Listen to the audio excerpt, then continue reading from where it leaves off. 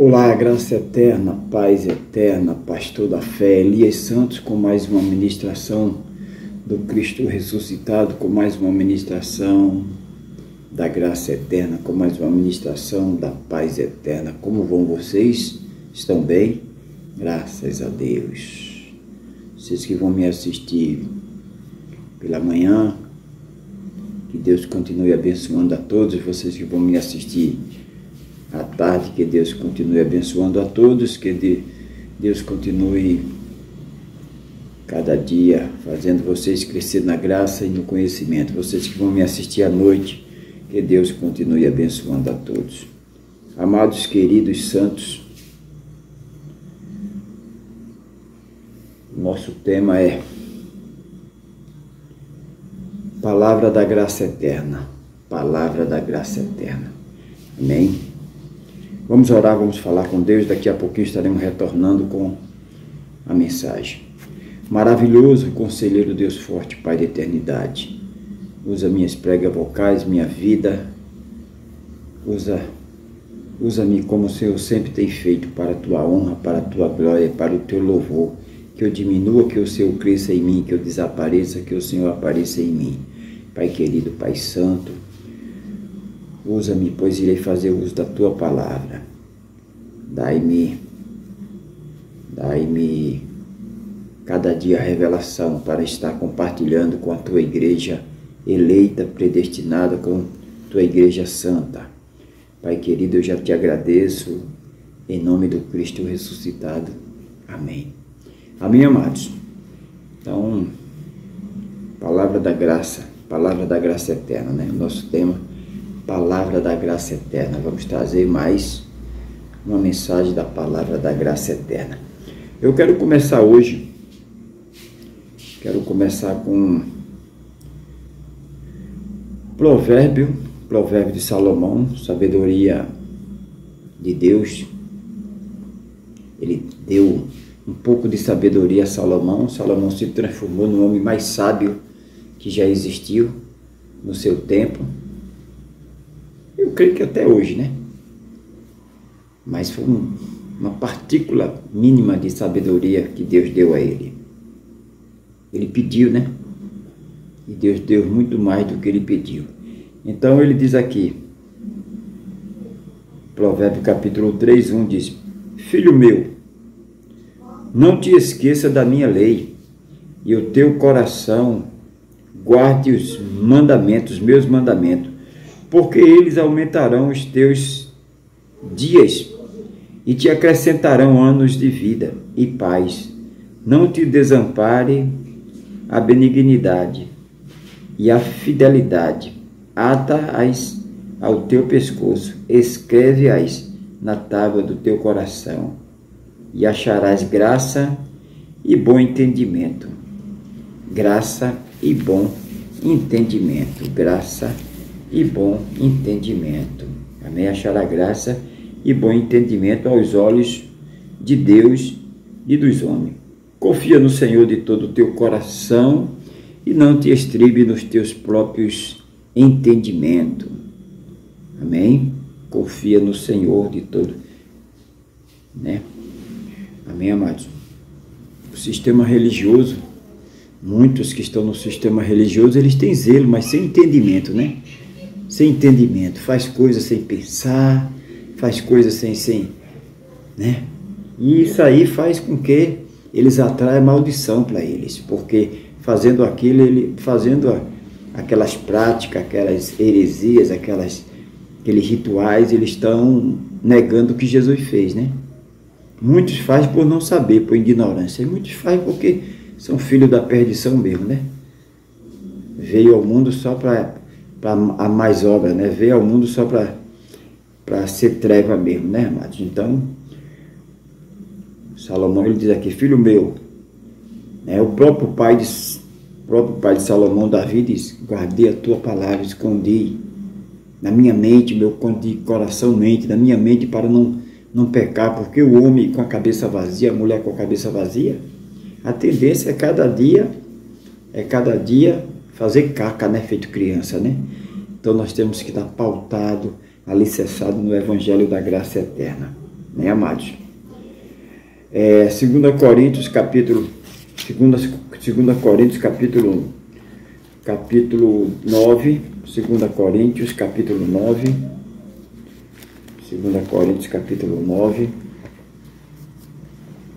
segunda epístola do apóstolo Paulo à igreja de Coríntios, capítulo 9, capítulo 9,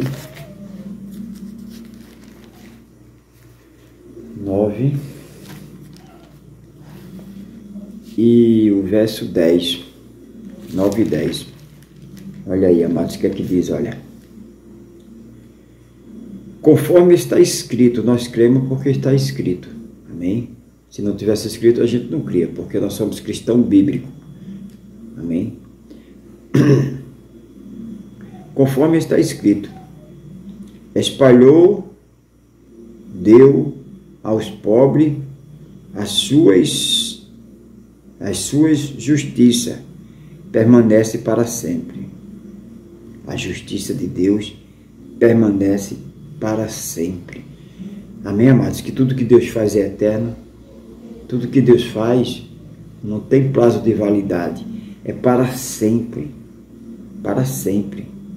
O que Ele dá, o que Ele fez. A gente voltando para o versículo 8, diz: Deus é poderoso para fazer abundar em vós toda a graça, a fim de que, tendo sempre em tudo toda a suficiência, abundeis em toda boa obra. A boa obra, nós fomos eleitos e escolhidos antes da fundação do mundo para andar nas boas obras, com a consciência aberta, sabendo que não é as boas obras que vai nos salvar. Por que não vai nos salvar? Porque nós já somos salvos. Porque não é uma troca, não é um toma lá da cá. Nós fazemos boas obras porque já somos salvos, né? Deus escolhe para isso, né? Jeremias, o profeta chorão, Jeremias não mudava a administração, né, irmão? Sofria, padecia, mas ele não mudava. A mensagem da graça, ela não muda, ela é imutável, né? Vamos para o profeta Jeremias, capítulo 1. Jeremias, capítulo 1. Jeremias, capítulo 1. Jeremias 1. 1:8. Aí vamos começar do 5, né? 5, 6, 7 e 8. Antes que te formasse no ventre, te conheci, e antes que saísse da madre, te santifiquei, e as nações te dei por profeta. Cadê o livre-arbítrio, irmão? Isso é falso. Isso é fruto do catolicismo, é fruto do tradicionalismo. Um ser humano escolher Deus. Olha aí. Antes que te formasse no ventre, te conheci, e antes que saísse da madre, te santifiquei, e as nações te dei por profeta. 6. E disse eu: Senhor Jeová, eis que não sei falar, porque sou uma criança.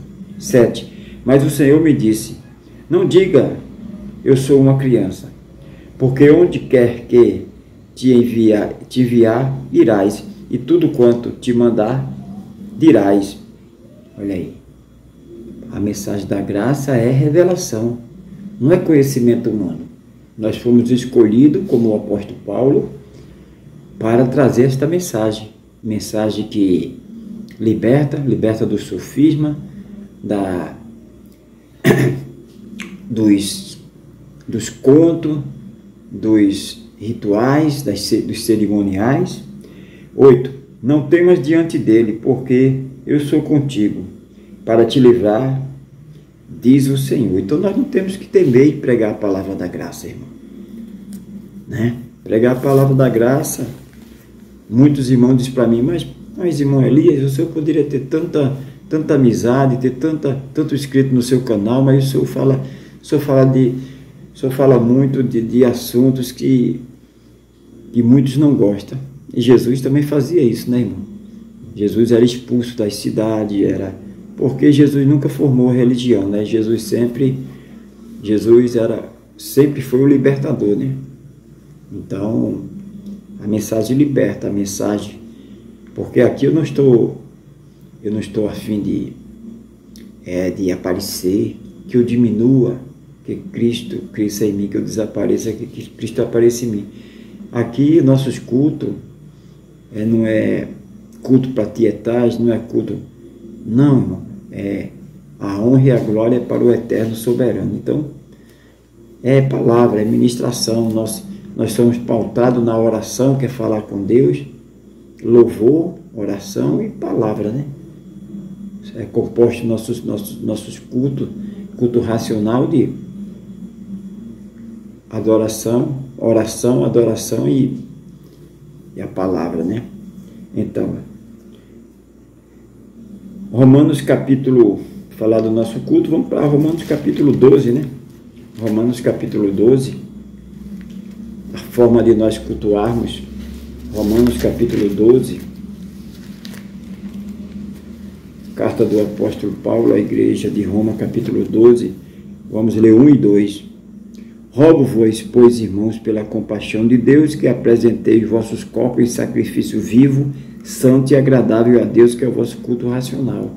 Nosso culto é racional, nosso culto não é entrar em transe, cair, pular.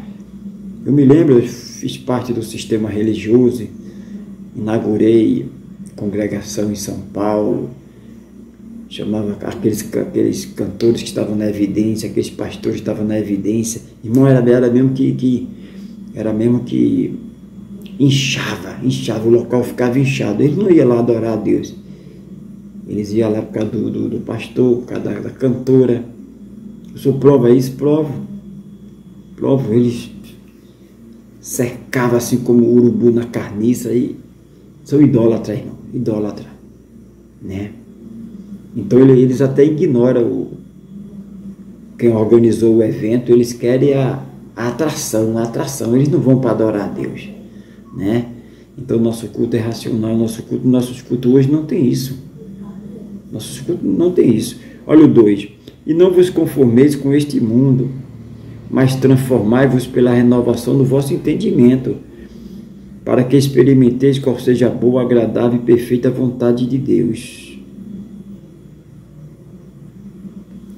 Nós só experimentamos a boa, perfeita, agradável vontade de Deus no entendimento, no culto racional. No cerimonialismo religioso é tortura, é prisão. É uma prisão tão tremenda que passa anos, mais anos, para a pessoa se libertar daquilo. E de vez em quando a pessoa ainda tropeça naquilo ali ainda. Mas temos que insistir, crescer na graça e no conhecimento, né? Às vezes a gente fala alguma coisa assim que era do sistema, porque é difícil, irmão. Uma pessoa quem saiu de lá, que ouviu aquilo tudo, era diariamente, porque era o praticante, né? A gente praticava, não era visitante, era praticante mesmo ali, era monte, era vigília, era eventos. Quantas congregações eu inaugurei, irmão? Quantas vigílias eu fiz, Então a gente fica... Então é crescer na graça e no conhecimento e cada vez mais pedir a Deus que... né? Agora, não pode olhar para trás, né? Deus não nos deu o espírito de covardia, porque o preço é alto, somos perseguidos, somos desprezados, é como se a gente tivesse uma doença contagiosa, somos esquecidos, mas Jesus também foi, né, irmão? Porque o sistema religioso, em geral, ali, 90% aí, tem gente honesta, mas a maioria é interesse, né? Se você está lá, você está carregando a mala do líder, você está lá sendo escravo dele, ele, aparentemente, ele faz que gosta de você, que quer teu bem, mas só basta você discordar um pouco daquelas palhas secas que eles estão dando lá, que eles já te taxam como te taxa como o pior ser humano da face da terra. Então, abençoados, 1 Coríntios, primeira carta do apóstolo Paulo aos Coríntios, capítulo 2, versículo 9, 2:9, olha o que aqui diz. 2:9 diz assim: mas como está escrito, por isso que nós cremos, está escrito. Se não tivesse escrito, a gente não crê. Quem prega o evangelho da graça eterna não é tradicionalismo, não é cerimonialismo. Não dá para dizer que está pregando o evangelho da graça eterna e com cerimônia, com batismo, com grossonaria. Não, isso aí não está em graça coisa nenhuma. Um pouco de fermento leveda toda a massa, né? Mas como está escrito, por isso nós cremos, as coisas que os olhos não viu e o ouvido não ouviu e não subiu ao coração do homem, são as que Deus preparou para os que o amam, para a sua igreja, para seus filhos escolhidos, eleitos desde antes da fundação do mundo e comprado lá na cruz, e são eternas. A escatologia eterna, é a graça eterna, por isso que nós acrescentamos graça eterna, porque tudo que Cristo fez foi eterno. Transitório era a lei, né? Transitório era o ministério de morte, né? Escrito nas pedras, aquela lei mosaica, né? Ali era transitório, era passageiro, tinha que sempre estar fazendo. O que Jesus fez foi eterno, foi para sempre. Amém? Então, voltando para Jeremias de novo. Jeremias 29, Jeremias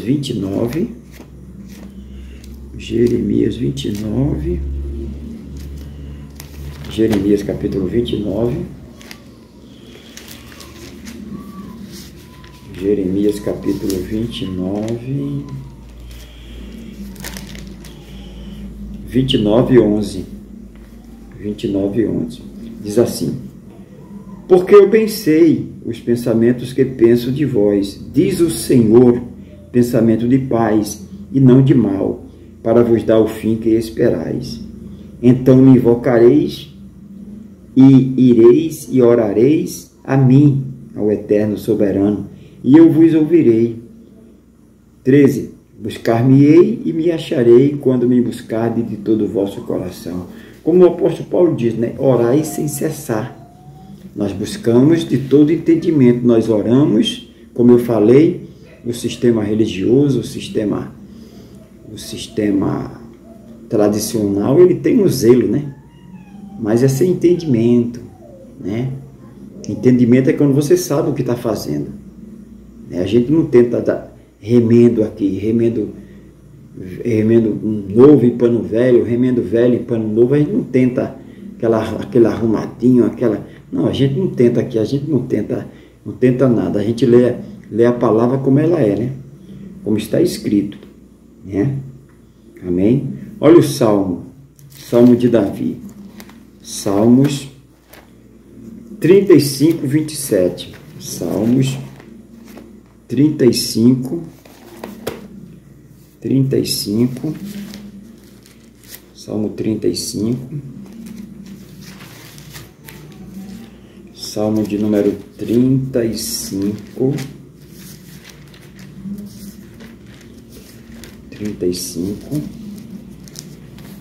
Salmo 35, deixa sua Bíblia aberta, eu sempre me esqueço de mandar os irmãos deixar a Bíblia aberta, mas o costume é sempre deixar a Bíblia aberta.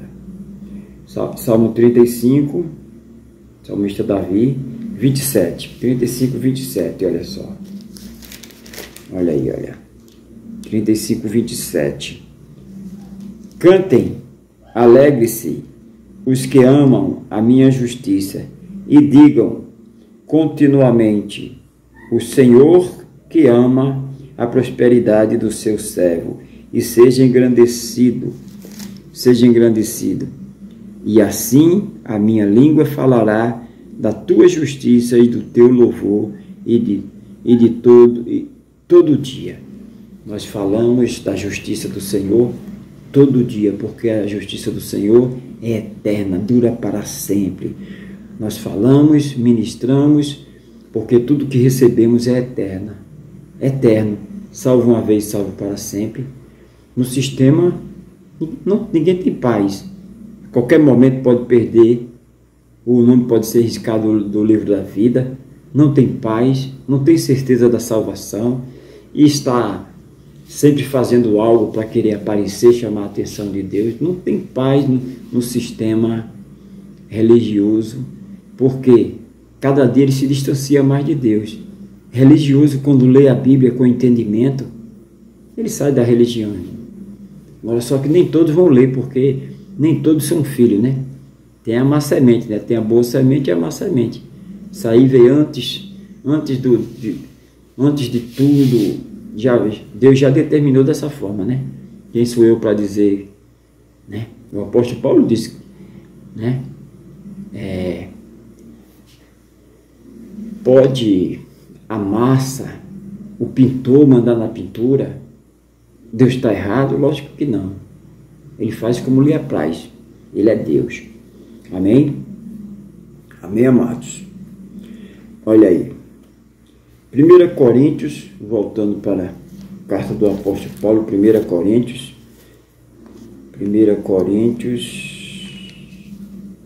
8:3. 1 Coríntios 8:3, olha só. Primeira epístola do apóstolo Paulo, capítulo 8, versículo 3.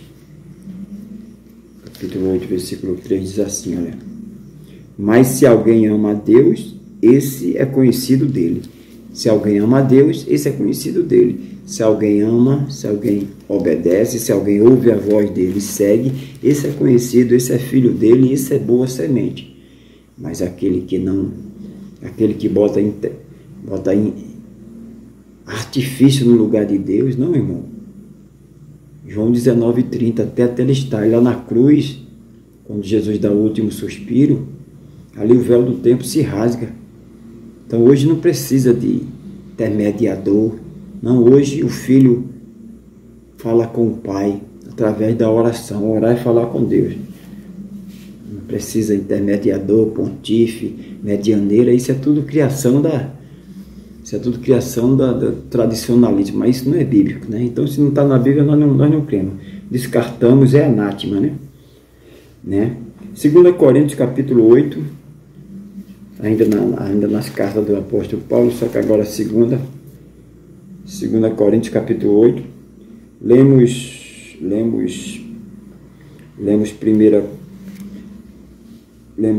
Coríntios 8:3, não foi? 8:3, 1 Coríntios 8:3, 8:3,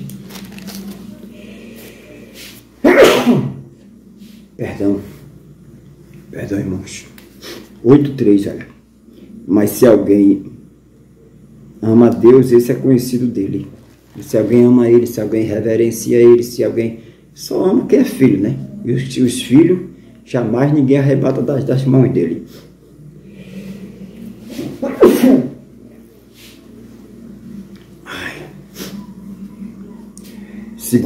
Vamos para 2 Coríntios agora. Segunda carta do apóstolo Paulo aos Coríntios, capítulo 8, versículo 4. 8:4. Deixa eu tomar um pouco de água aqui.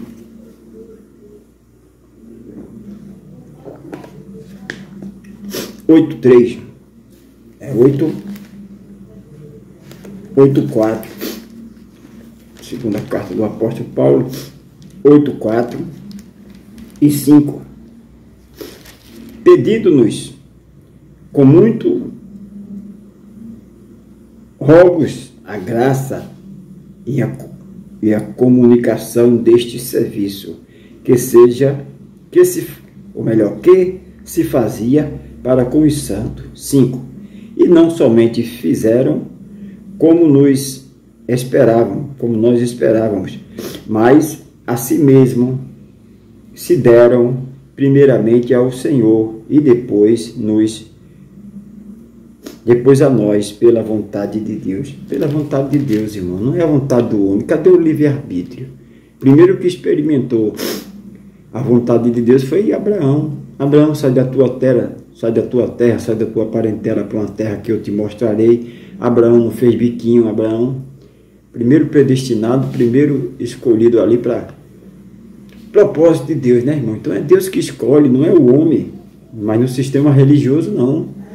O sistema religioso é o falso livre-arbítrio, é o homem que escolhe, né? É tudo o poder do homem, né? Mas só que o homem não tem poder nenhum. Se o homem tivesse poder, ele ficaria vivo, ele dominaria. Todo o reinado, entre aspas, do homem aí é limitado, é transitório, é passageiro. O de Deus é eterno, né? Olha aí. Olha aí, amados. Voltando para Salmo 31 e versículo 23. Salmo 31. Salmo 31. Salmo 31. 31. Salmo 31.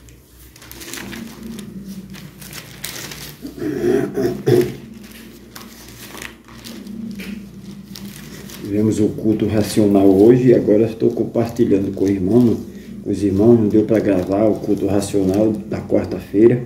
Estou compartilhando hoje, estou dando uma pincelada aqui, né? Não estou com a garganta meio debilitada, mas estou dando uma pincelada aqui para os irmãos que me acompanham aí no canal. Salmos 31, 23. 31, 23 diz assim, olha, irmãos, olha: amai ao Senhor, vós todos os que sois seus santos, seus filhos, né?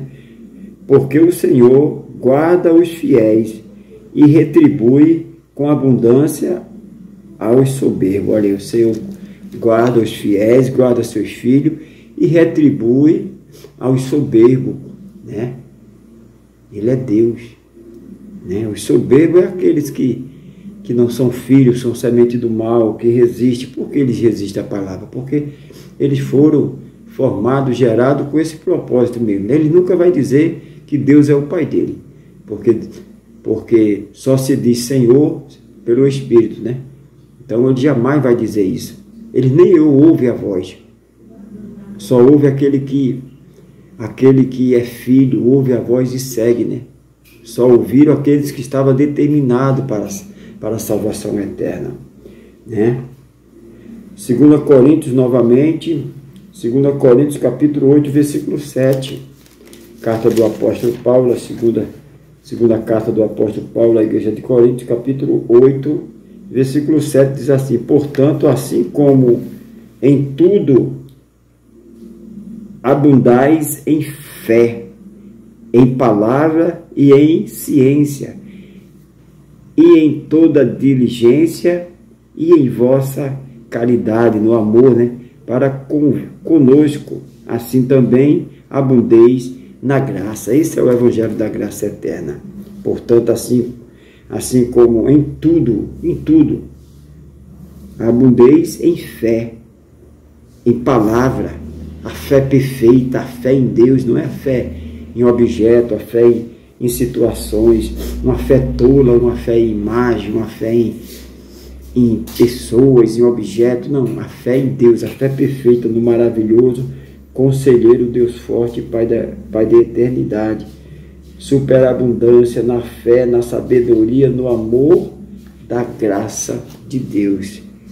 Essa é a palavra eterna, é a palavra predestinada, é a graça, é a escatologia da graça, escatologia da graça consumada, a graça de Deus que nos alcançou, a escolha antes da fundação do mundo, elegeu, escolheu a sua igreja, e lá na cruz ele cumpre, ele paga com seu precioso sangue.